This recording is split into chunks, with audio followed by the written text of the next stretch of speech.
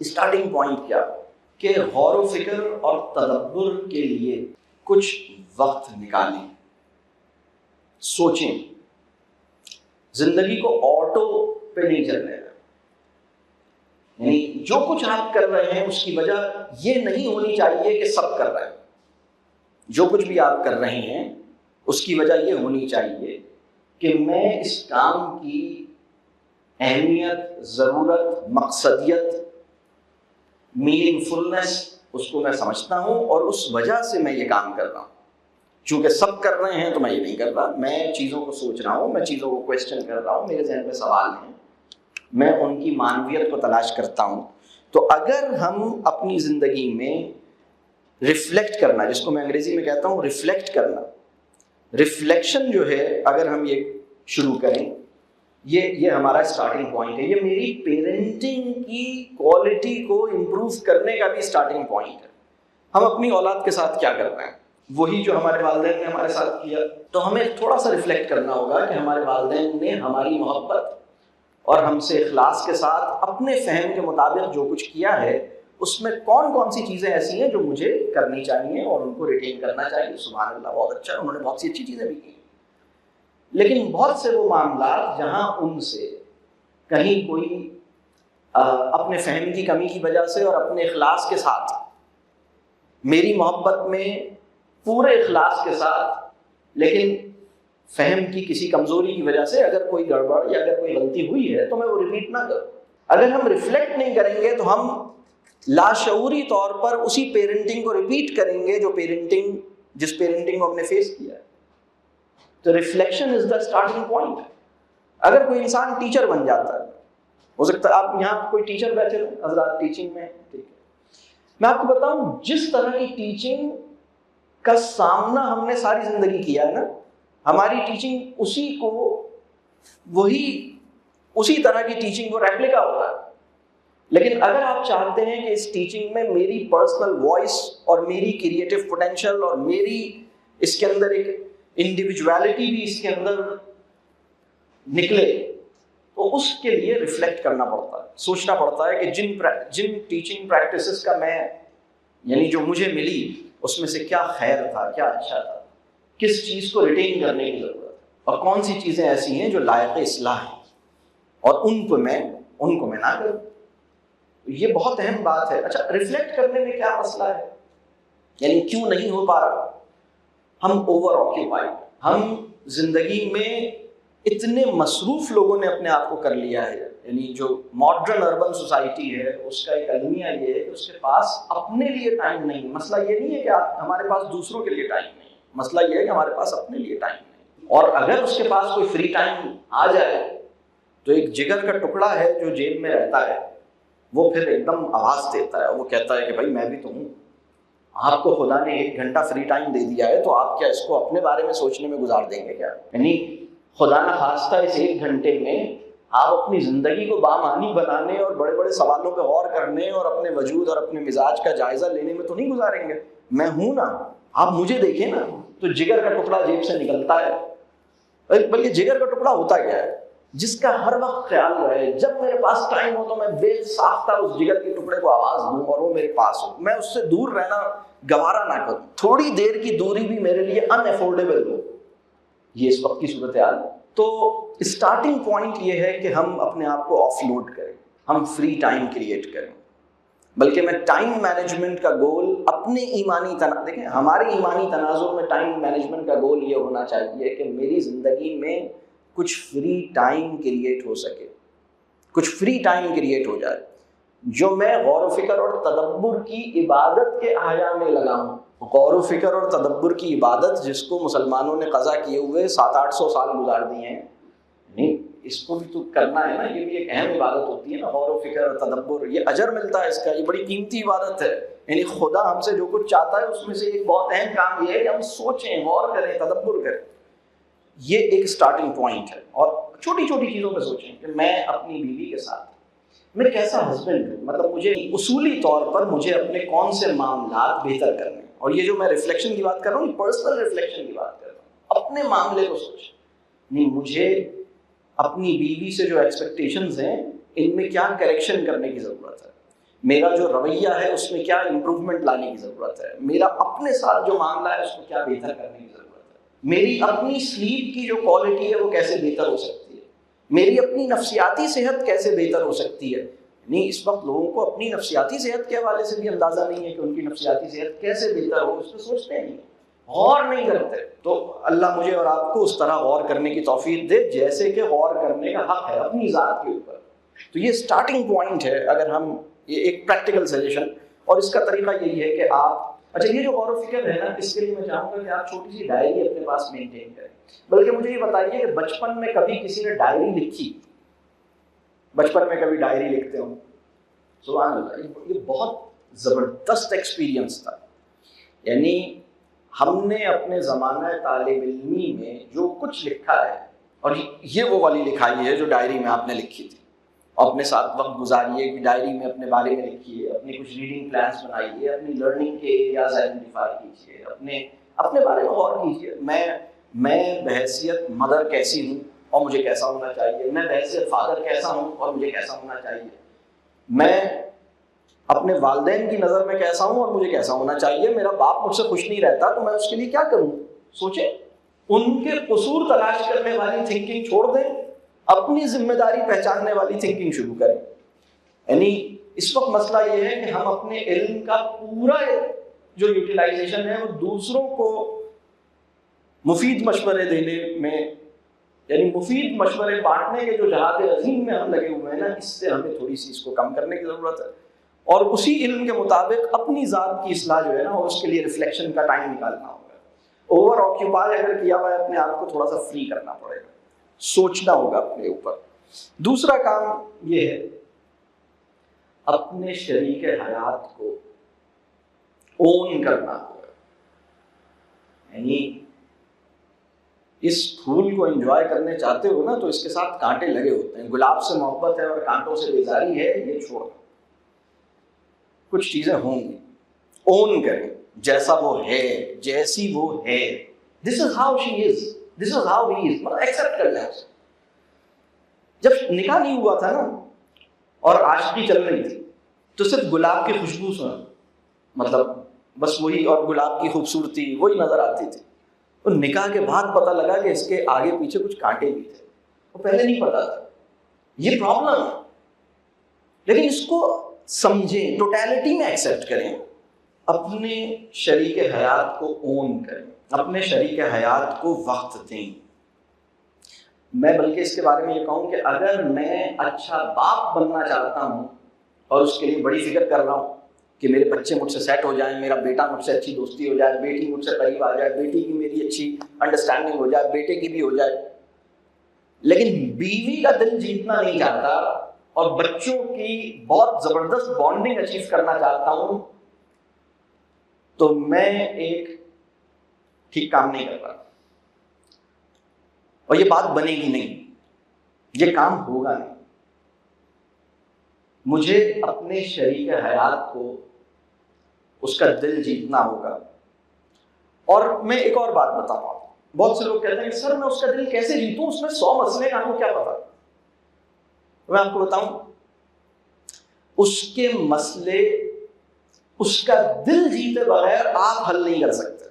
कोई भी इंसान अपनी करेक्शन उसी इंसान से करवाने पर राजी होता है जिसने उसका दिल जीता हो।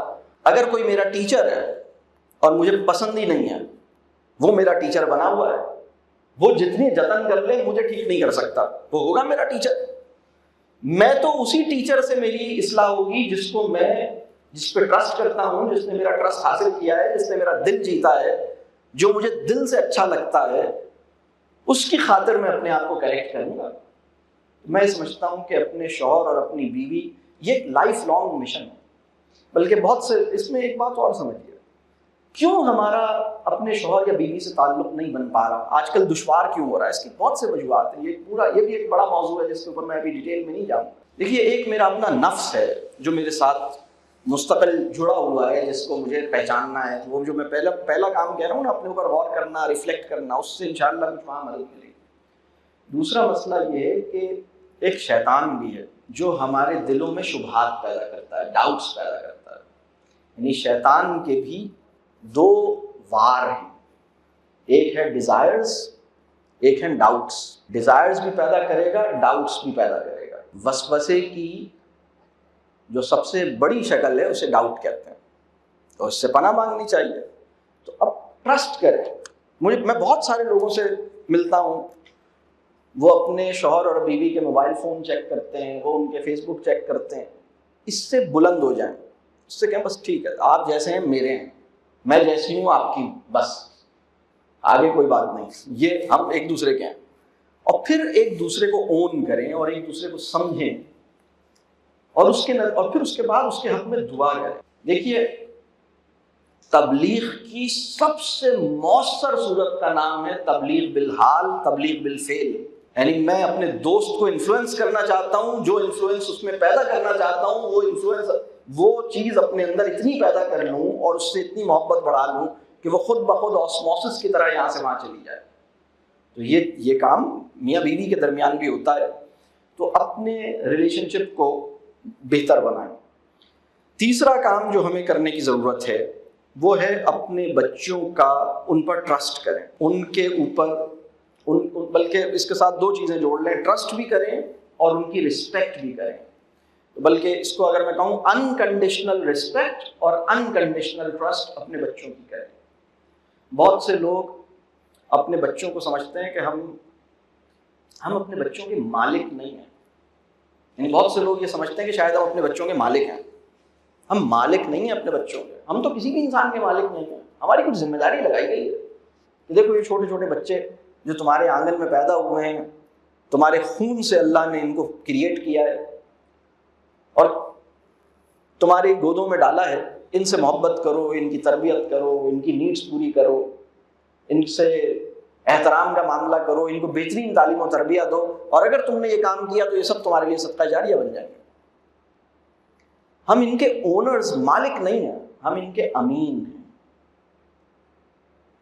अगर ये एहसास रहे कि ये किसी की अमानत है जो एक बड़े मिशन के लिए और मेरे उखरवी फ़ायदे के लिए मेरे आंगन में पैदा की गई है, ये एक इम्तहान भी है, और ये अमानत एक बहुत बड़ी नेकी को मुस्तकिल कमा सकने की एक बहुत बड़ी अपॉर्चुनिटी भी है ना, कि अगर ये अच्छे, अल्लाह ने मुझ जैसे गुनाहगार के हाथों से अगर इन बच्चों की अच्छी तालीम और तरबियत हो गई तो खुदा मेरे साथ बड़ा खैर का मामला फरमाएगा, मुझे बड़े दुनिया में भी मुझे बड़ी खुशियां हासिल होंगी।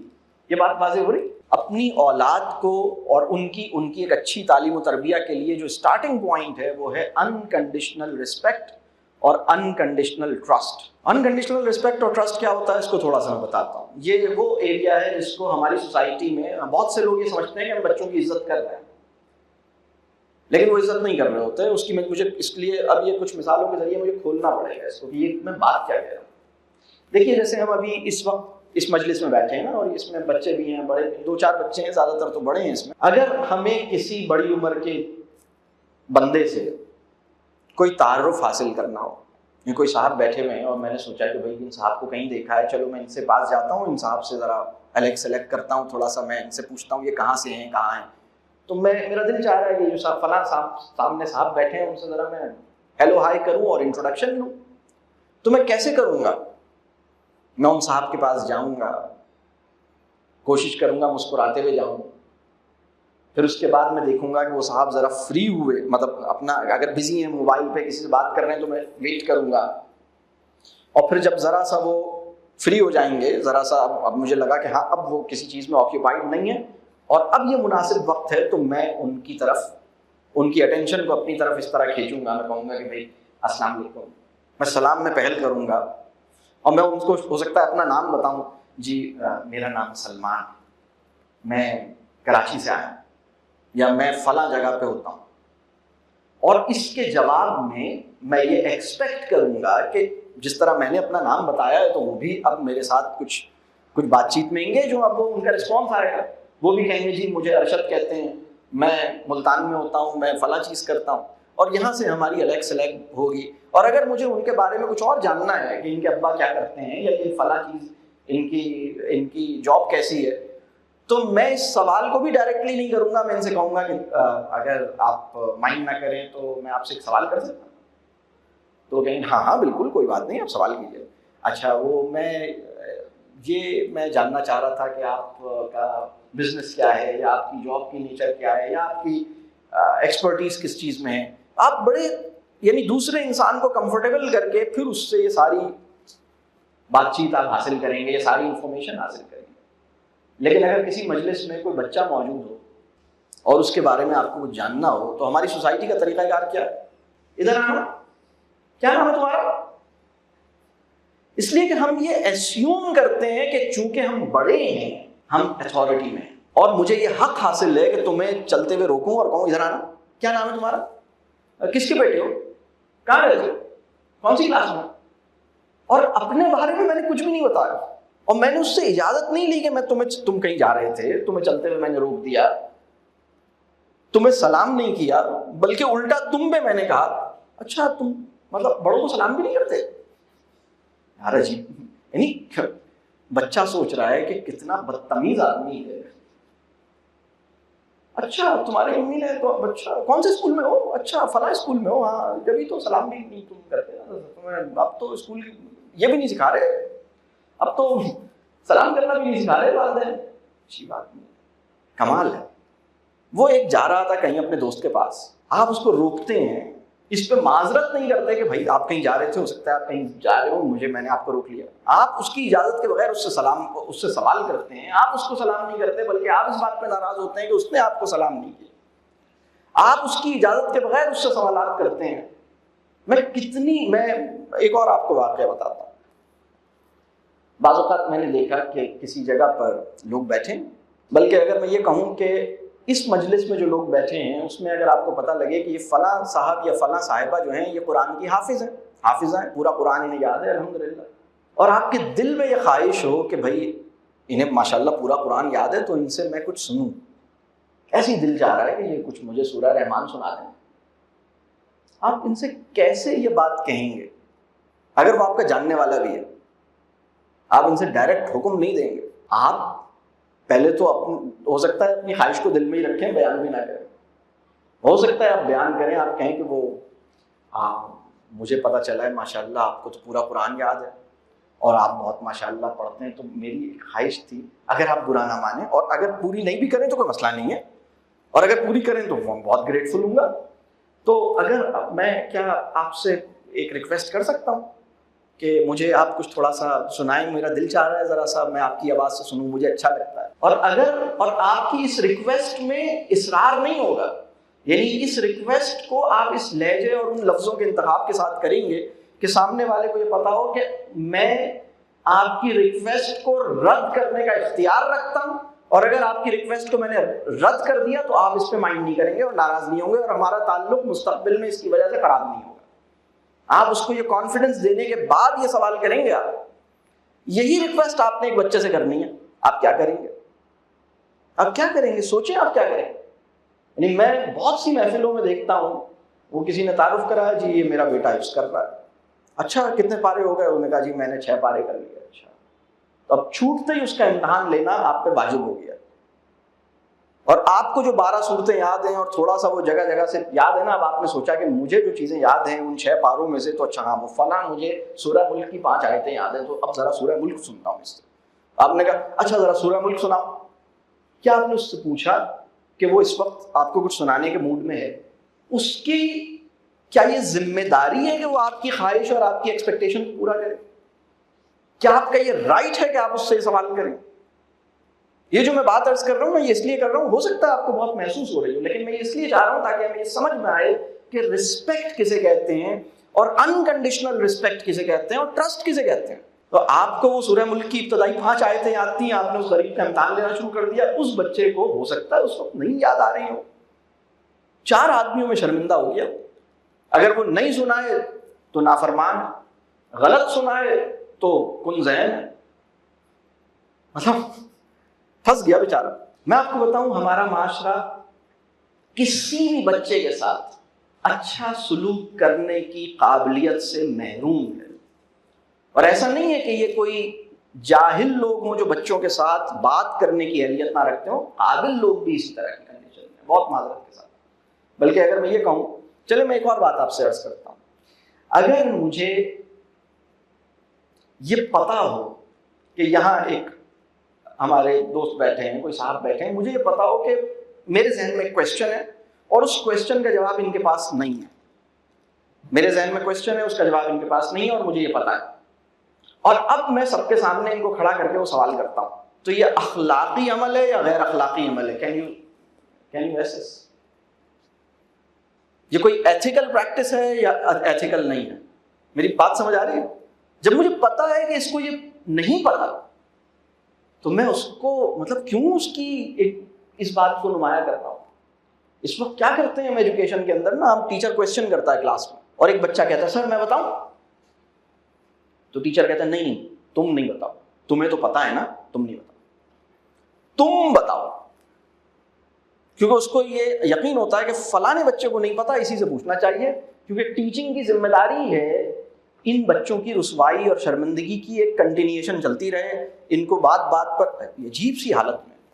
ये मैं वो बात अर्ज कर रहा हूं कि हम रिस्पेक्ट किसे कहते हैं, रिस्पेक्ट कैसे होगी, इसके बारे में उसूल ये है। रसूलुल्लाह सल्लल्लाहु अलैहि वसल्लम की हदीस का मफहूम है, मुसलमान वो है जिसकी ज़बान और हाथ से दूसरे मुसलमान की इज्जत नफ्स महफूज रहे, दूसरे की सेल्फ रिस्पेक्ट महफूज रहे। इस हदीस का इतलाक बच्चे पे होगा या नहीं होगा? इस वक्त एक प्रॉब्लम यह है कि लोगों का मजहबी फहम उनको ये इजाजत नहीं देता कि इस हदीस का इतलाक बच्चों पे भी होता है। बच्चे भी इसी कैटेगरी के अंदर शामिल है ना, उन पर भी इस हदीस की एप्लीकेशन होगी ना। मेरी जबान और मेरे हाथ से दूसरे की इज्जत नफ्स महफूज रहे, इसमें बच्चे भी शामिल हैं। और फिर इसके बारे में एक और मौके पर रसूलुल्लाह सल्लल्लाहु अलैहि वसल्लम की एक और हदीस, बहुत खूबसूरत बात, यानी दूसरे के साथ दूसरे के लिए वो पसंद करो। अब ये एक हदीस का मफहूम है जो मैं आपसे अर्ज कर रहा हूँ, दूसरे के लिए आप वो पसंद कीजिए जो आप अपने लिए पसंद करते हैं। तो आप क्या चाहते हैं कि आपको किस तरह से ट्रीट किया जाए, आपको किस तरह से आपसे बात की जाए, आपसे कोई इंफॉर्मेशन मांगी जाए तो कैसे मांगी जाए। अगर इस मजलिस में कोई भी आपसे थोड़ा सा रैपो बनाए बगैर आपसे डायरेक्ट पूछ ले कोई सवाल, तो आप माइंड करेंगे, आप कहेंगे who are you, why should I tell you. अगर मैं आपसे कहूँ इधर आइए, क्या आपने कौन से क्लास से पढ़ा है, आप कौन से कॉलेज से पढ़ा है, आप कहेंगे जी हु आर यू, कहाँ जॉब करते हैं, आप नहीं मुझे बताएंगे। जब तक एक रैपो और एक कंफर्ट लेवल ना आ जाए, तो चीज़ों को बच्चों के साथ भी यही मामला है। तो मसला सारा ये है कि हम बहुत सारी अपने बच्चों से एक्सपेक्टेशंस लगा रहे हैं, रिलेशनशिप नहीं बना रहे हैं। अच्छी पेरेंटिंग रिलेशनशिप को बेहतर बनाने से मुमकिन होती है, एक्सपेक्टेशंस बढ़ाने से मुमकिन नहीं होती। हमारे माशरे के वो लोग, यानी हमारे माशरे में पेरेंट्स की कैटेगरी तो वो है जो मतलब मस्त है ना, मतलब उन्हें कोई मसला नहीं, मैनू की यही है लफ्ज़, या गलत बोला मैंने? अच्छा, दूसरी कैटेगरी वो है जो बहुत कंसर्न है और बहुत वरीड है, और वो बच्चों के हवाले से बड़ी परेशान फिक्रमंद है। तो जो बहुत फिक्रमंद है, जो मस्त है उसका तो मामला ही अलग है ना, उसकी तो अभी बात नहीं कर रहे। जो बहुत फिक्रमंद है उसका मसला ये है कि वो अपने बच्चों से एक्सपेक्टेशंस उसने बढ़ाई हैं, बहुत सारी एक्सपेक्टेशंस लगाई हैं, और उन एक्सपेक्टेशंस को बार बार इजहार फरमाते हैं। कहते हैं मैंने तुम्हें बताया था ना, मुझे तुमसे ये चाहिए, मैंने तुम्हें पहले उस दिन कहा था ना, मैं तुम्हें ये दिला रहा हूँ ताकि तुम इतने नंबर ला के दिखाओ, तो मैंने तुम्हें इतना दिला दिया। तुम बार बार स्पेंड करते हैं और उसको जताते हैं और कहते हैं मैंने साइकिल दिलाई थी ना, इस वादे पे कि तुम ये करोगे और वो चीज़ करोगे। 4 दोस्तों में आप अपने बच्चे, यानी 4 दोस्तों में आप धाक बिठाना चाहते हैं कि मेरा बच्चा जो है वो अफलातून है। उस बच्चे ने क्या कसूर किया है? मतलब आप अपनी बेसिस पे धाक बिठाएं ना। आप लोगों क्यों बता रहे हैं कि जी मेरा बच्चा फला जगह दाखिला हो गया और वहाँ पे ये रिलैक्स। तो बच्चे की रिस्पेक्ट करें, बच्चे पे ट्रस्ट करें। ये जुमला तुम नहीं कर सकते, तुमसे नहीं हो सकता, तुमसे कभी कोई काम सही हुआ है, ये जुमला ना बोलें। ये जुमला मुझे समझ नहीं आता तुम्हारा बनेगा क्या, तुम करोगे क्या, मुझे नहीं समझ आता तुम्हारा तुम कैसे पास होगे, तुम कैसे कुछ करोगे जिंदगी में, तुम्हारा क्या बनेगा। नेवर से दिस, क्योंकि नंबर ऑफ टाइम्स आप ये जुमला बोल रहे हैं उतना उसका कॉन्फिडेंस शेक कर रहे हैं, उतना अपने ऊपर यकीन उसका गिरा रहे हैं, उतना आप अपना मिसट्रस्ट, यानी आप उसे ये बता रहे हैं कि तुम तो वो आदमी नहीं हो जो दुनिया में कोई भी बड़ा काम कर सके, तुम तो इस काबिल हो ही नहीं, तुम्हारे अंदर वो पोटेंशियल और कैपेसिटी नहीं है, यू कांट डू इट। तो ऐसा करने से वो करना शुरू कर देगा? नहीं करेगा, यानी करने के इम्कान और कम कर रहे हैं। मेरे पास एक दफा एक बच्चे के वालिदैन आए। बहुत पूरी लंबी बात है, मैं उसके पूरा वाक़या नहीं बताता, लेकिन उस बच्चे के बहुत से मसाइल थे।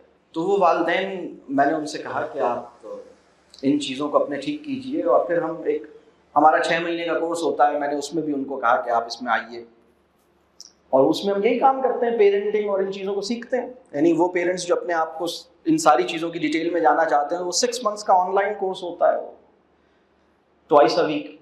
तो मैंने कहा आप उसमें ज्वाइन कीजिए। उन्होंने उसको ज्वाइन किया, दोनों पेरेंट्स ने उसको ज्वाइन किया, 6 महीने का कोर्स कर लिया।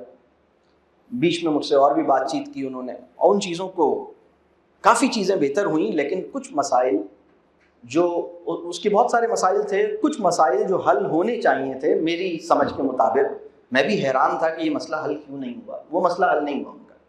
उन्होंने कोर्स कर लिया। कोर्स करने के 2-3 महीने के बाद दोबारा मुलाकात हुई, और उन्होंने कहा ये मसला तो ऐसा है, और मैं ये सोच रहा था कि अब तक ये मसला हल हो जाना चाहिए था। मैं भी सोच में पड़ गया। मैंने उनकी पूरी बात सुनी। फिर मैंने उनसे पूछा आप ये करते हैं, ये करते हैं, ये हो रहा है, आपकी लाइफ में क्या हो रहा है, आप क्या। और उन्होंने जो जवाब दिए वो बड़े ठीक थे, और मैं सोच रहा था कि अगर ये बंदा ये सारे काम कर रहे हैं और ये चीज़ें इन्होंने अपनी ठीक की हैं, तो इसके नतीजे में बहरहाल ये चीज़ें बेहतर होनी चाहिए थी और ये प्रॉब्लम सॉल्व हो जाना चाहिए था, लेकिन वो सॉल्व नहीं हो रहा। मैंने उनसे कहा कि अच्छा आप मुझे कल मुझसे रब्ता करें, मैं भी इस पर सोचता हूँ, दुआ भी करता हूँ, अल्लाह आसानी करे आपके साथ। और उनकी तकलीफ बड़ी ठीक ठाक थी। अगले दिन मुझे ख्याल आया और मैंने उनसे पूछा आपकी ज़बान से आपके बच्चे ने खैर की दुआ कितनी दफ़ा सुनी है, और कोई बुरी एक्सपेक्टेशन, तुम नहीं कर सकते, तुम तो ऐसे ही रहोगे, तुम तो मुझे कभी खुशी दे ही नहीं सकते, इस तरह का कोई नेगेटिव कलमा कितनी दफ़ा सुना है अपनी पूरी लाइफ। तो उन दोनों की आंखों में आंसू आ गए, और उन्होंने कहा कि हमने ये तो सोचा नहीं था। उन्होंने कहा हमने इसके लिए दुआएं बहुत की हैं, क्योंकि हमारे कोर्स में ये वाली बात भी होती है कि आप दुआएं करें। तो उन्होंने कहा दुआएं बहुत की हैं, लेकिन मेरी ज़बान से, यानी वो दुआ तो मैंने और अल्लाह के दरमियान है ना, कि मैं अपने सजदे में अल्लाह से दुआ कर रहा हूँ कि अल्लाह मेरी बेटी को ये कर दे, मेरे बेटे को ये कर दे, लेकिन मेरे बेटे और बेटी को तो नहीं पता कि मैं अल्लाह से क्या कह रहा हूँ उसके बारे में। उसको तो यही सुनने को मिला कि मैं उसके बारे में ये कह रहा हूँ कि ये ऐसी है, ये ऐसी है। तो खैर उनको ये रियलाइज़ हुआ। मैं इसमें जो बात बताऊँ, बहुत से वालिदैन ने अपने बच्चों को अपनी ही नेगेटिव एक्सपेक्टेशंस या अपने ही यानी किसी बद्दुआ में कैद कर दिया। उसको तोड़ना पड़ेगा। यानी खुदा की सुन्नत ये है, खुदा का तरीका, खुदा इख्तियार रखता है, खुदा चाहे तो हमारी चीज़ों को बिल्कुल उसको छोड़ के, एक खुदा चाहे तो कुछ भी कर सकता है, लेकिन खुदा की सुन्नत ये है, खुदा का तरीका ये है कि वो माँ और वो बाप जिसने अपनी औलाद की कामयाबी के रास्ते में किसी बद्दुआ की रुकावट खड़ी कर दी है, खुदा उस रुकावट को अपने हाथ से नहीं हटाता। यानी आप वो चेंज देखना चाहते थे, आपने अपने बच्चे को कहना है, आपने अपने बच्चे से इजहार करना है, आपने अपने बच्चे से, यानी जब हम अपने बच्चे के अपनी ज़बान से अपने बच्चे को कोई दुआ देते हैं, तो हम अपने बच्चे से, यानी किसी के लिए दुआ करना इजहार मोहब्बत का सबसे रूहानी तरीका यह है कि किसी के मुंह पे उसको दुआ दी जाए। इसमें एहसास पसंदीदगी भी जा रहा है, इसमें मोहब्बत का भी एहसास, इसमें ट्रस्ट का भी एक एहसास है कि मुझे तुमसे ये एक्सपेक्टेशंस हैं और मेरी ये पाकीज़ा तमन्ना है, और इसमें मैं खुदा की नुसरत और खुदा की मदद का तालिब हूँ कि खुदा तुम्हें ये मौका दे कि तुम्हें ये हासिल हो जाए। इसकी जो साइकोलॉजिकल, इसका जो साइकोलॉजिकल एक्सपीरियंस है ना, कि मेरी माँ अपनी ज़बान से और मेरा बाप अपनी ज़बान से मेरे लिए कोई कलमा खैर कह रहा है, और उसमें खुदा को मुखातिब करके कह रहा है और मुझे सुना रहा है, यानी कह खुदा से रहा है लेकिन मुझे देख के कह रहा है और मेरी तरफ मुखातिब होके कह रहा है। इसका जो असर है वो गैर मामूली है। बल्कि खुद आपकी अपनी ज़िंदगी में अगर आपके वालिदैन ने आपके साथ जितनी दफ़ा ऐसा किया है, उतनी दफ़ा आपको दुनिया में भी और आखिरत में भी कोई फ़ायदा हासिल होने का इम्कान पैदा हुआ है। मतलब ये एक बड़ा कीमती तजर्बा है। यानी ये एक अल्लाह का शुक्र अदा करना चाहिए कि ये वो मुकाम है जो खुदा ने गुनाहगार माँ और गुनाहगार बाप के हाथ में भी रखा है। मतलब यानी ये बड़ी अजीब बात है, बहुत ही अजीब बात है कि वो माँ और वो बाप जो खुद अभी अल्लाह से इतना करीब नहीं है, उसकी दुआओं में भी अपनी औलाद के लिए और बद्दुआओं में अल्लाह ने असर रखा हुआ। तो इसको बहुत ख्याल करें, अपने ट्रस्ट का इजहार करें।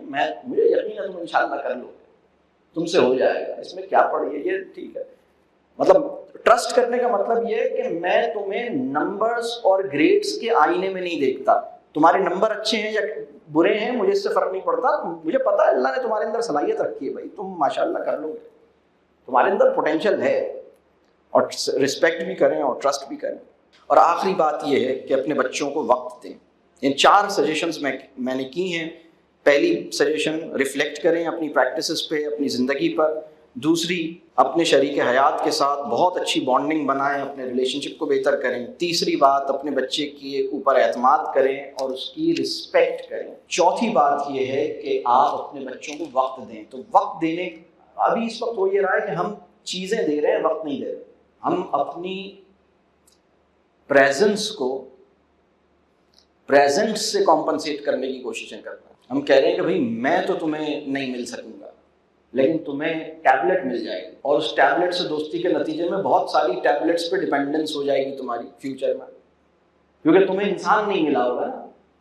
देखिए, मोहब्बत और ताल्लुक की भूख अगर बच्चों की पूरी नहीं हुई है और उनको पिज़्ज़ा मिलता रहा है, बर्गर मिलता रहा है, गैजेट्स मिलते रहे हैं, बात बनेगी नहीं। आपका टाइम चाहिए उसे। मैं कितने वालिदैन को ऐसा जानता हूँ, मेरे पास कोई वालिदा आए, उन्होंने कहा मेरे बच्चे के साथ ये प्रॉब्लम्स हैं। मैंने उनसे कहा आप वक्त निकालिए।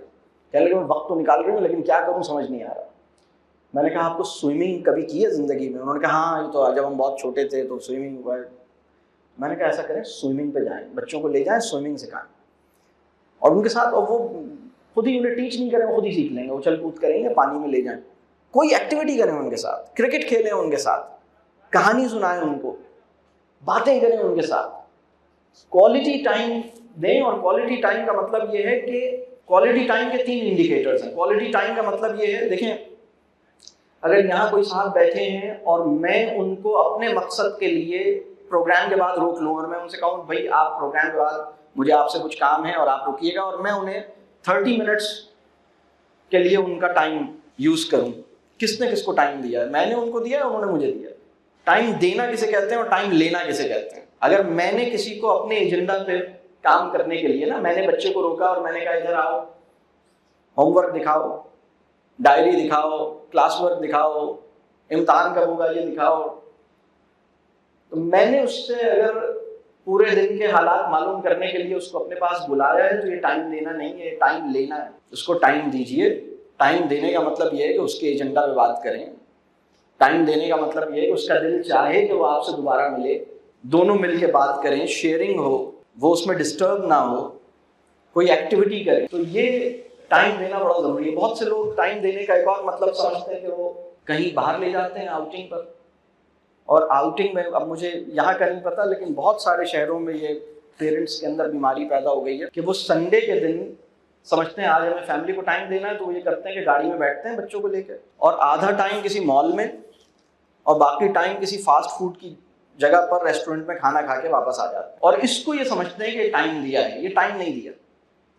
ये टाइम आप सब ने दुकान को दिया है, मॉल को दिया है, फास्ट फूड को दिया है, एक दूसरे को नहीं दिया। टाइम देने का मतलब ये है कि जिसको मैं टाइम दे रहा हूँ वो मुझे देख रहा है, मैं उसे देख रहा हूँ, हम दोनों एक दूसरे से बातें कर रहे हैं। हमारा मेन एजेंडा कहीं और पहुंच के कुछ खाना या खरीदना नहीं है। हमारा मेन एजेंडा एक दूसरे को समझना है, एक दूसरे से शेयरिंग है। तो टाइम देने के लिए तो आपको किसी पुरसुकून जगह पे बैठना पड़ेगा, घर में बैठना पड़ेगा, या कहीं आप जा रहे हैं तो उसमें मिलकर कोई काम करना पड़ेगा, कोई ऐसी एक्टिविटी जिसके अंदर वो मिल के कुछ खेलें, कोई मिल के कोई, यानी कोई ऐसी एक्टिविटी हो जिससे वाकई उसको कोई फायदा हो। तो टाइम देने का मतलब इकट्ठे शॉपिंग करना नहीं है। बस ये 4 प्रैक्टिकल सजेशंस थी। गौर फिक्र, रिफ्लेक्शन, ये शुरू करें, इसके लिए वक्त निकालें, अपने बारे में सोचें। पहला मशवरा। दूसरा मशवरा, अपने शरीक हयात के साथ बहुत अच्छी बॉन्डिंग बनाएं, उसको तब्दील करने की आरजू को ज़रा दबा दें, उसको समझने की ख्वाहिश को बढ़ा दें, उसको ओन करें वो जैसा भी है, और उसके हक़ में दुआ करें। यानी अपनी दुआओं से और अपने ज़ोर ताल्लुक़ और ज़ोर मोहब्बत से जो उसके अंदर तब्दीली आप ला सकते हैं, वो उसके टीचर बन के नहीं ला सकते। उसको सीधा करने की कोशिश नहीं करें, उसका दिल जीतने की कोशिश करें, उसके लिए अल्लाह से दुआएं करें, अपने ऊपर काम करें, इंशाअल्लाह अल्लाह उसमें भी खैर पैदा करेगा। तो एक काम अपने ऊपर गौर फिक्र, अपने रिफ्लेक्ट करना, दूसरा काम अपने शरीक हयात से बॉन्डिंग बनाना, तीसरा काम अपनी औलाद की इज्जत नफ्स, सेल्फ रिस्पेक्ट अनकंडीशनली, यानी इसकी बहुत डिटेल है जो मैं अभी इसमें नहीं जा सकूंगा। हमारे यूट्यूब चैनल पे पूरे प्रोग्राम्स पड़े हुए हैं। यूट्यूब चैनल पे हमारी कोशिश ये थी कि पूरे हमारे ट्रेनिंग प्रोग्राम्स, क्योंकि हमें अंदाज़ा है कि हमारे प्रोग्राम्स की एक कॉस्ट होती है और हमारे प्रोग्राम के लिए टाइम निकालना पड़ता है। बहुत से लोगों की ज़िंदगी मसरूफ़ भी है और उनके लिए वक्त मुमकिन नहीं है उसके अंदर एंगेज होना। तो हमने ये चाहा कि हमारे पूरे प्रोग्राम्स, कोशिश ये है कि हम उसको पूरा यानी 2-2 ढाई घंटे के प्रोग्राम्स जैसे पूरे हमने अपलोड किए हुए हैं, ताकि लोग उसको देखें, उससे उन्हें फ़ायदा हो, अल्लाह करे कि उससे उन्हें फ़ायदा हो इंशाअल्लाह। तो इसकी डिटेल्स हैं जो मैंने अभी इस वक्त और डिटेल में नहीं जा सकता था वक्त की कमी की वजह से। तो तीसरा काम यह है कि बच्चे के ऊपर एतमाद करें, उसकी इज्जत नफ्स को अनकंडीशनली प्रोटेक्ट करें। चौथा काम यह है कि आप उनको टाइम दें, अपनी फैमिली को भी टाइम दें, उनके लिए वक्त निकालें। और ये अगर आप करेंगे इंशाअल्लाह, इसका अल्लाह आपको अजर देगा। और ये एक वक्त, ये अल्लाह मुझे भी और आपको भी इस काबिल बनाए, अल्लाह मेरी और आपकी औलादों को हमारे हक़ में सदका जारिया बना दे। हम सबको अपने वालिदैन के हक़ में, अपने असातिज़ा के हक़ में, अपने बुज़ुर्गों के हक़ में सदका जारिया बना दे, और हमारी औलादों को और हमारे स्टूडेंट्स को हमारे हक़ में सदका जारिया बना दे। किसी मुसलमान के पेरेंटिंग विजन का इस दुआ से भी एक समझिए कि एक आता है कि भाई मैं अपने वालिदैन के हक़ में सदका जारिया बन जाऊँ, मेरी औलादें मेरे हक़ में सदका जारिया बन जाएँ। अल्लाह हम सबको इस काबिल बनाए।